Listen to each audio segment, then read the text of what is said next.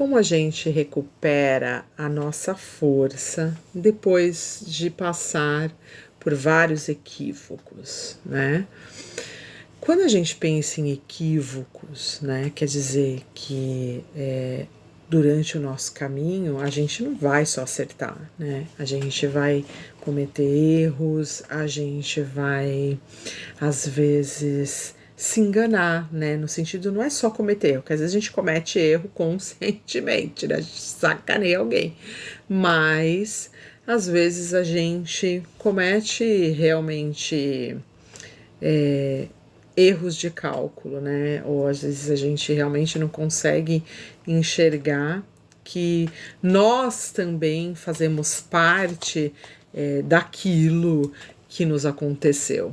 Então, assim, como que a gente recupera essa nossa força, né?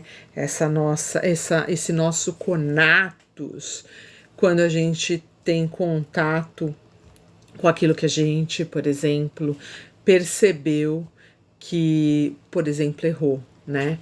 Então, aqui, o interessante é a gente saber que sim, a gente tem questões emocionais que afetam, às vezes, a nossa forma de ver a vida, né?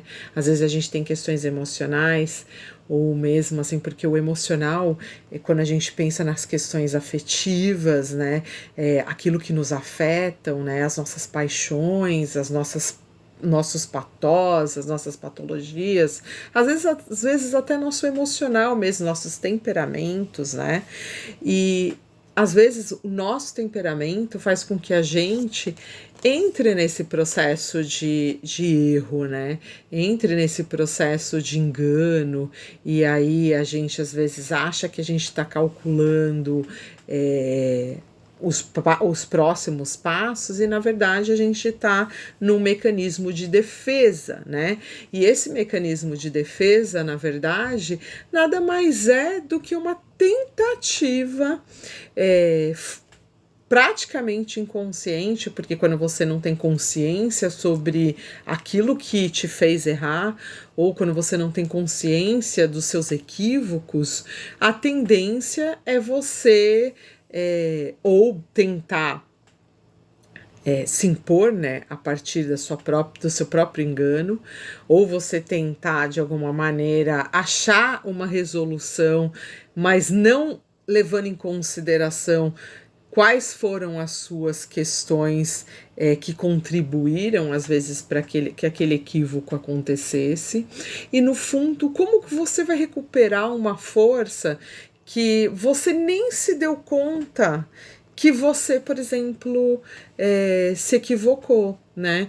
Então, no fundo, quando a gente fala de como recuperar essa força depois dos equívocos, é quando você tem consciência sobre si e sobre a sua própria consciência daquilo que você pecou, né? Daquilo que você errou.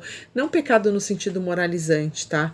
Mas pecado no sentido de que você conseguiu perceber que um movimento que você fez não era um movimento tão positivo, que muitas vezes estava atrelado justamente ao seu emocional, que poderia, de alguma maneira, não estar maduro o suficiente para lidar com essa questão. Então, assim, como recuperar, né, no sentido, uma força, que é aquele conatos que dá o movimento para que a gente possa ser aquilo que a gente nasceu para ser, sabendo que não sabemos quais são os equívocos. Então, a grande questão tá aí, né? Quando a gente tem um problema e esse problema não é visto, ou você não tem consciência sobre si, sobre aquilo. E quando você não tem consciência sobre si, sobre aquilo, a tendência é você cair na questão emocional, né? E nas suas emoções, quando você, por exemplo, tem emoções, né? Porque a gente não pode estar falando que todo mundo tem emoção, porque existem perfis e neuroestrutura onde o sujeito não é que ele não tem emoção, às vezes, dependendo da situação que ele estiver, ele pode estar ali passando por processos realmente de que a emoção em si, né, com o afeto, né, em si, pode ser inexistente. Aí, quando a gente pensa nas psicopatias, por exemplo, numa anedonia, quando o sujeito às vezes está num processo depressivo tão grande, onde as emoções deles não correspondem às vezes à realidade. Então, aí aqui a gente tem que tomar esse cuidado. Por quê? Porque a coisa do equívoco em si pode muito bem estar atrelado ao fato da pessoa não ter a consciência sobre os próprios sintomas. E aí, se a pessoa não tem a consciência sobre os próprios sintomas, a gente passa por um processo aqui muito delicado, né? Porque se eu não tenho consciência sobre meus sintomas e, na verdade, eu vivo meus equívocos e eu tô tentando buscar uma força, e essa força, ela bate com questões emocionais das quais eu tô realmente equivocado que eu não tenho, eu tô realmente equivocado que eu não passo, aí a força ela tá muito mais ligada à questão de você lidar com seus instintos, né? Que quando a gente pensa na questão da força, por exemplo, se a gente fosse pensar na questão do tarô, a carta da força, né? A força, ela tem os dois lados, né? Ela tem tanto o lado que é o lado animalesco, né? Que é a nossa alma, né? A gente tem alma animal e alma divina, e a nossa alma animal, ela vai tender a responder de uma maneira às vezes agressiva, pela força bruta,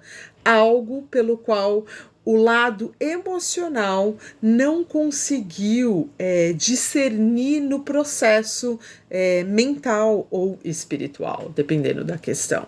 Aí, o que acontece aqui nessa questão?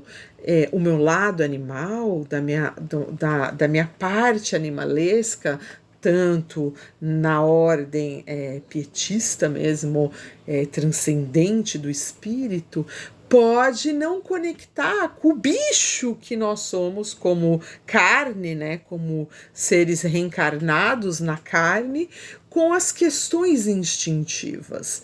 E aqui as questões instintivas vão bater nesse processo de equívoco. Aí a gente pensa aqui naquela carta, né, do Cavaleiro de Espadas, né, que ele vivencia uma coisa mental, mas ele ainda está no processo de maturidade, né, indo para um processo, né, de maturidade, mas ainda se encontra a caminho, não tem ainda todo um arsenal psicológico para poder lidar com as questões que são as questões de ordem emocional, né? Porque se eu tenho o meu emocional em ebulição, a tendência de eu me equivocar em algumas questões, né? Usar ali o meu lado da força, né? Quando a gente pensa na coisa da força, né? Quando a gente pensa nessa questão mesmo de dominar os instintos, as feras, né, que há em nós, principalmente nesse nosso lado mais da materialização, há algo que a gente precisa saber lidar. E quando a gente lida muito bem com esse nosso lado animalesco, né? Quando a gente começa a simbolizar a ebulição que está ocorrendo no nosso processo espiritual, no nosso processo mental e no nosso processo psíquico, às vezes somático, a gente começa a entender que é necessário que se faça, né, algum tipo de manipulação no sentido positivo, tá? Das energias, né? Principalmente dos pensamentos, e colocando esse sujeito em contato com a sua emoção, que é uma emoção que tá às vezes bagunçada pela falta de autoconhecimento. E aqui é o papel fundamental da psicoterapia, que é justamente dar nome aos bois, fazer aquela separação do joio e do trigo. E aí, essa separação do joio e do trigo vai dar para o sujeito um significante significado daquilo que ele não consegue nomear.